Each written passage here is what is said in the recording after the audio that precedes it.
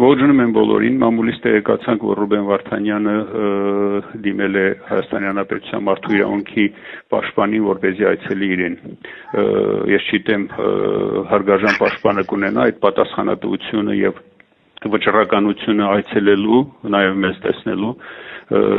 եւ այդ դեպքում ավելի մանրամասն տեղեկություններ կունենա եւ կծանոթանա թե ինչպես է ընթացել, ինչ լուրջ եւ կոպտագույն խախտումներով ընթացել թե հետաքննությունը, ամբողջ քննությունը եւ թե դատավարությունը, մարդու իրավունքների, միջազգային իրավունքի, միջազգային նորմերի, այդ թվում նաեւ Ադրբեջանի Հանրապետության քրեական օրենսգրքի ընթացակարգի կոպտագույն խախտումներով։ Ես չկարողացա դատապրոցեսի վերջին խոսքի ժամանակ ամբողջականին խոսքը ասել, նվազագույնը 30-40%-ով այդպես էլ թողեցին իմ վերջնական խոսքը, վերջին խոսքը ասելու, բայց ես հասցրեցի ասել այն, ինչ հիմա կուզեմ ասել իմ ժողովրդին եւ փոքր մեջբերում անել։ Այս դատը բացված չէ 15 հոգու դեմ, այս դատը բացված է հայ ժողովրդի եւ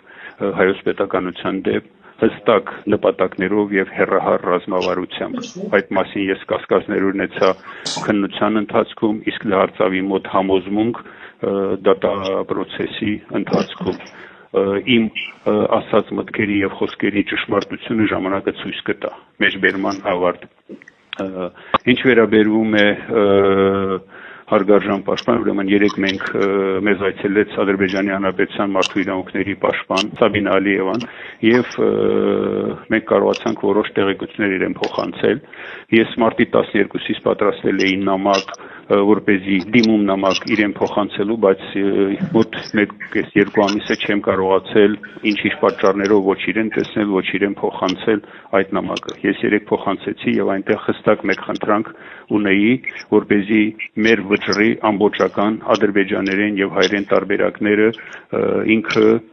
միջնորդի եւ փոխանցի իմ ընտանիքին ու իմ հարազատներին։ Մարդու իրավունքների պաշտպանը խոստացավ, որ ադրբեջաներեն տարբերակը կփոխանցի իմ ընտանիքին եւ կփորձի միջնորդել։ Ինչ վերաբերում է Հայաստանի Հանրապետության մարդու իրավունքների պաշտպանին, ես հիմա ուզում եմ դիմել բանավոր ձևով իրեն, որպեսզի ինքը միջնորդի եւ Ադրբեջանի համապատասխան կառույցներից գուցե նաև իր գործընկերոջ միջոցով ստանա հայերեն եւ ադրբեջաներեն տարբերակը մեր մեղադրական ակտերի ամբողջական տեքստը եւ մեր դատավճռի ամբողջական տեքստը եւ փոխանցի իմ ընտանիքին ու իմ հարազատներին։ Ինչ վերաբերում է այս ծանր ժամանակներին, ես միայն մեր ժողովրդին կցանկանամ